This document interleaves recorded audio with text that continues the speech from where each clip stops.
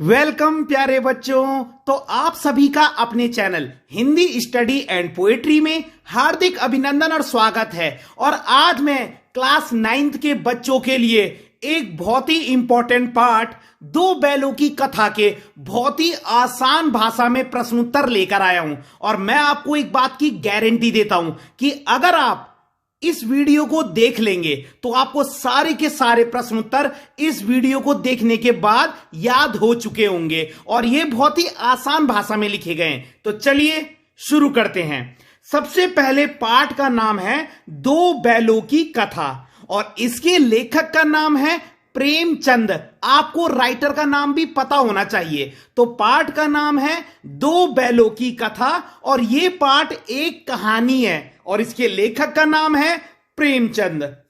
Clear हो गया? दो बैलों की कथा ये एक कहानी है और इसके लेखक का नाम है प्रेमचंद। अब हम इसके प्रश्नोत्तर पर आते हैं।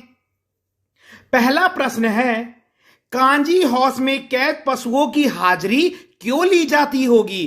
कांजी हाउस में कैद पशुओं की हाजिरी क्यों ली जाती होगी? तो आप लिखेंगे, कांजी हाउस में कैद पशुओं की हाजिरी यह जानने के लिए ली जाती होगी कि कोई पशु भाग तो नहीं गया या मर तो नहीं गया।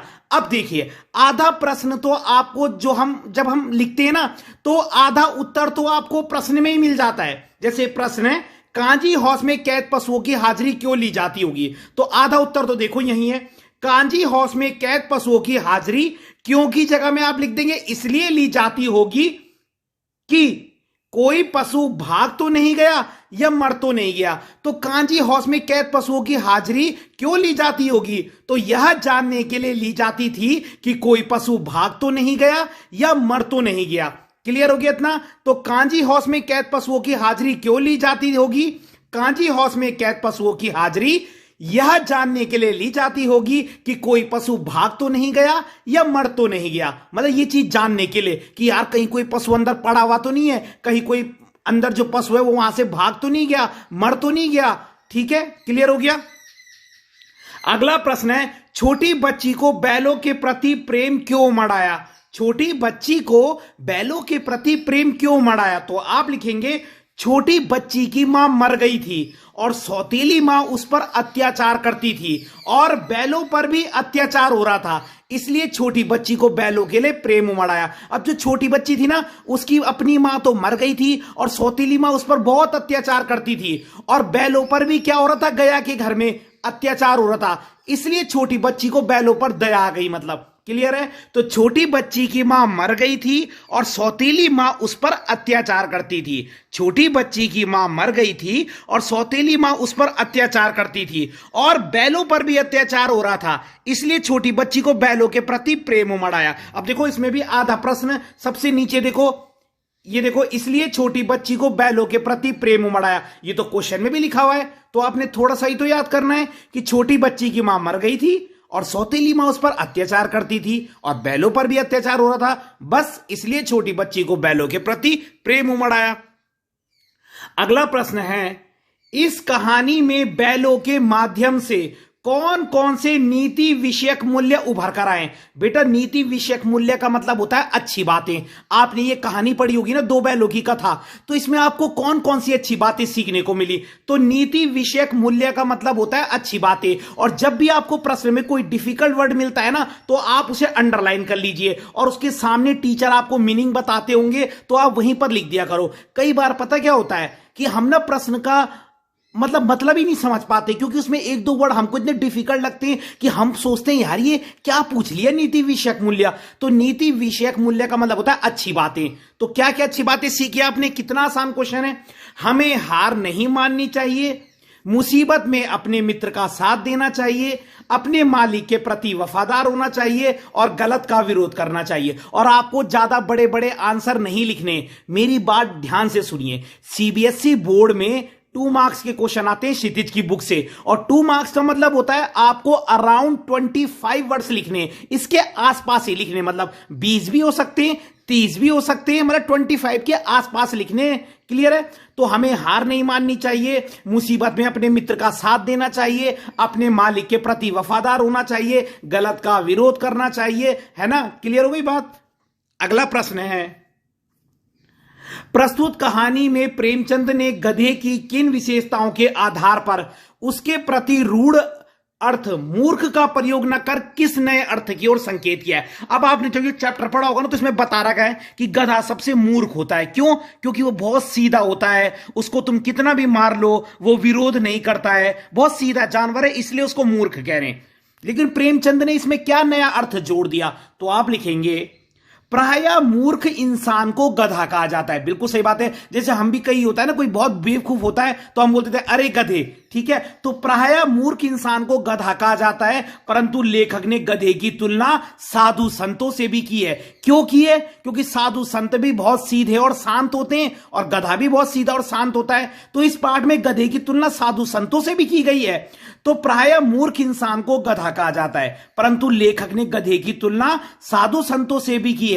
लेखक कहता है कि गधा बहुत ही सीधा होता है, लेकिन इतना सीधा होना भी अच्छी बात नहीं है। क्लियर हो गया? तो आप क्या लिखेंगे? वैसे तो मूर्ख इंसान को गधा कहा जाता है, परंतु लेखक ने गधे की तुलना साधु संतों से भी की है। वैसे तो मूर्ख इंसान को गधा कहा जाता है, लेकिन लेखक ने गधे की तुलना साधु संतों से भी की है, ठीक है। और लेखक कहता है कि गधा बहुत ही सीधा होता है, लेकिन इतना सीधा होना भी अच्छी बात नहीं है। अगला, किन घटनाओं से पता चलता है कि हीरा और मोती में गहरी दोस्ती थी? यह प्रश्न भी इंपॉर्टेंट है। किन घटनाओं से पता चलता है कि हीरा और मोती में गहरी दोस्ती थी? तो जब आप ये चैप्टर पढ़ेंगे तो आपको बहुत जगह पर यह प्रूफ हो जाएगा कि भाई दोनों में गहरी दोस्ती थी। जैसे दोनों एक साथ खाना खाते थे, दोनों मूक भाषा में बात करते थे। मूक भाषा का मतलब होता है बिना बोले, इशारों में। दोनों ने मिलकर सांड को भी हराया था और दोनों मुसीबत में एक दूसरे का साथ देते थे, ठीक है। तो ये सारे पॉइंट है जिससे हमें प्रूव होता है कि भाई दोनों सच्चे दोस्त थे। तो दोनों एक साथ खाना खाते थे, दोनों एक साथ रहते थे, दोनों एक दूसरे को चाट कर अपना प्यार प्रकट करते थे, दोनों ने मिलकर एक बार सांड को भी हराया था, दोनों मुसीबत में एक दूसरे का साथ देते थे, है ना। क्लियर है? अगला, औरत जात पर सिंह चलाना मना है, ये भूल जाते हो? हीरा के इस कथन के माध्यम से स्त्री के प्रति प्रेमचंद का दृष्टिकोण स्पष्ट कीजिए। बेटा, दृष्टिकोण का मतलब होता है पॉइंट ऑफ व्यू। अब एक बार क्या होता है ना, मोती कहता है मैं इस औरत को मार दूंगा, ठीक है, मैं इस औरत को ही मार गिराता हूं जो बच्ची पर अत्याचार करती थी। तो हीरा बोलता है अरे नहीं नहीं नहीं नहीं, ये हमारी जात का धर्म नहीं है, औरतों पे हाथ नहीं उठाना है। तो इससे प्रेमचंद ने औरतों के प्रति अपना क्या पॉइंट ऑफ व्यू रखा है? तो आप लिखेंगे हमारे समाज में औरतों को पुरुषों से कम समझा जाता है, लेकिन यह सही नहीं है। हमारे समाज में औरतों को पुरुषों से कम समझा जाता है, लेकिन यह सही नहीं है, क्योंकि हर सफल आदमी के पीछे एक औरत का हाथ होता है। और आज औरत हर क्षेत्र में काम कर रही है, वो पुलिस भी है, डॉक्टर भी है, घर भी संभाल रही है ना, वायुयान भी चला रही है, आसमान में भी उड़ान भर रही है। तो इस प्रश्न को तो आप अपनी लैंग्वेज में भी लिख सकते हैं, इसमें औरतों की तारीफ करनी है। अगला है, किसान जीवन वाले समाज में पशु और मनुष्य के संबंधों को कहानी में किस तरह दिखाया गया है? तो जब आप इस कहानी को पढ़ोगे ना, तो आपको यह समझ में आ जाएगा कि जो किसान जीवन होता है ना, जो फार्मर का जीवन होता है, उसमें पशु और इंसान के बीच बहुत गहरा रिलेशन होता है। बिल्कुल सही बात है। अब जो लोग खेती बाड़ी करते हैं, उसमें जानवरों से उनका कितना गहरा रिलेशन होता है। देखिए, किसान जीवन वाले समाज में पशु और मनुष्य के बीच गहरा संबंध होता है। ये तो आप प्रश्न से उतार लेंगे, 2 लाइन सेम टू सेम, कि किसान जीवन वाले समाज में पशु और मनुष्य के बीच गहरा संबंध होता है। अब आप चैप्टर के हिसाब से बताइए। उदाहरण, झूरी बैलों को खाना देता था और बदले में बैल भी मन लगाकर काम करते थे। तो इससे प्रूव हो गया कि किसान जीवन वाले समाज में पशु और मनुष्य के बीच गहरा संबंध होता है, क्योंकि झूरी उनको खाना देता और बदले में जानवर भी मन लगाकर काम करते थे। तो दोनों एक दूसरे पर डिपेंड है, निर्भर है।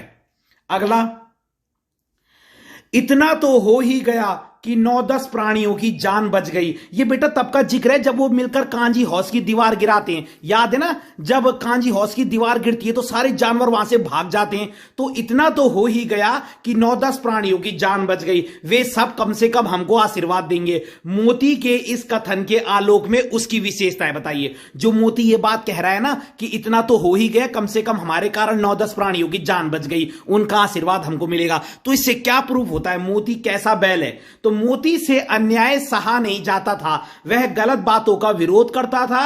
दोनों मिलकर दीवार गिराते हैं और सारे जानवर वहां से भाग जाते हैं। पहले क्या करता है, पहले हीरा गिराता है, फिर मोती गिराता है। दोनों ही कोशिश करते हैं ना दीवार गिराने की। पहले हीरा गिराता है थोड़ी सी दीवार, लेकिन वो पकड़ा जाता है ना, लेकिन बाद में फिर मोती गिराता है। तो यही है, क्लियर हो गई बात। तो यही है इसमें कि मोती से अन्याय सहा नहीं जाता था, वह गलत बातों का विरोध करता था, और दोनों बैल मिलकर कांजी हौस की दीवार गिराते और सारे जानवर वहां से भाग जाते। तो मोती की क्या विशेषता है कि मोती को ना, एक तो मोती को गुस्सा जल्दी आता था, ठीक है, हीरा तो समझदार था और मोती को ना थोड़ा गुस्सा जल्दी आता था, उससे अन्याय बर्दाश्त नहीं होता था, कोई हीरा को मारे ये भी उससे बर्दाश्त नहीं होता था। तो ये सब मोती की विशेषता है।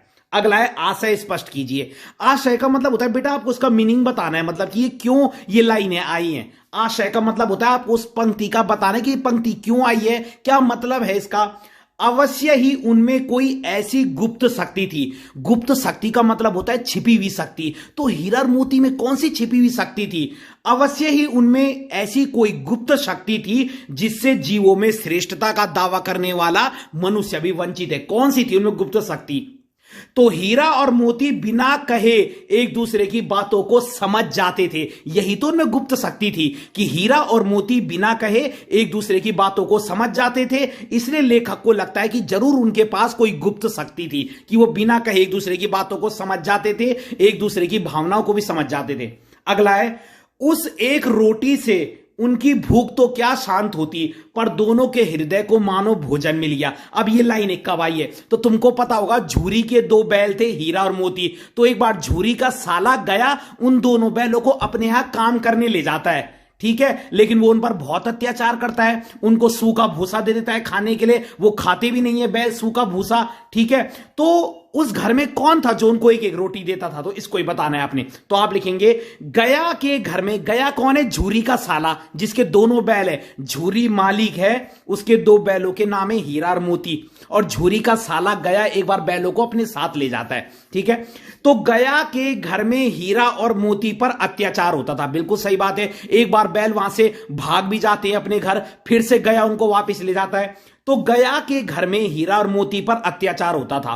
तभी एक लड़की चुपके से आती थी और दोनों को एक एक रोटी खाने को देती थी, ठीक है। गया के घर में हीरा और मोती पर अत्याचार होता था, तभी एक लड़की आती थी छोटी सी और उनको एक एक रोटी देती थी। दोनों बैलों के लिए एक एक रोटी काफी नहीं है, लेकिन फिर भी दोनों बैल खुश रहते थे। क्यों, क्योंकि उस घर में वही लड़की उनसे प्यार करती थी। तो बात एक एक रोटी की नहीं है, भले ही एक एक रोटी से उन बैलों की भूख नहीं मिटती थी, लेकिन फिर भी वो बैल खुश रहते थे क्योंकि वो लड़की उनको प्यार से खिलाती थी। तो वही वाली बात तो गई ना कि किसी को तुम प्यार से जहर दो तो वो भी खा लेता है, और तुम उसकी बेइज्जती करके उसको अच्छा खाना भी दो तो उसको अच्छा नहीं लगेगा। अगर किसी को बासी भोजन दे दो और प्यार से दे दो तो वो एक्सेप्ट कर लेगा।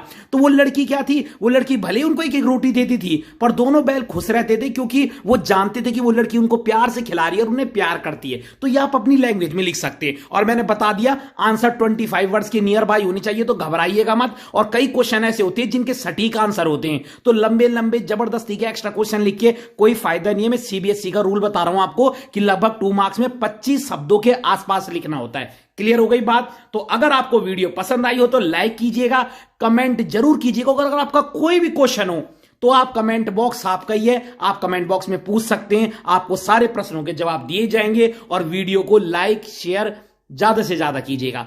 धन्यवाद।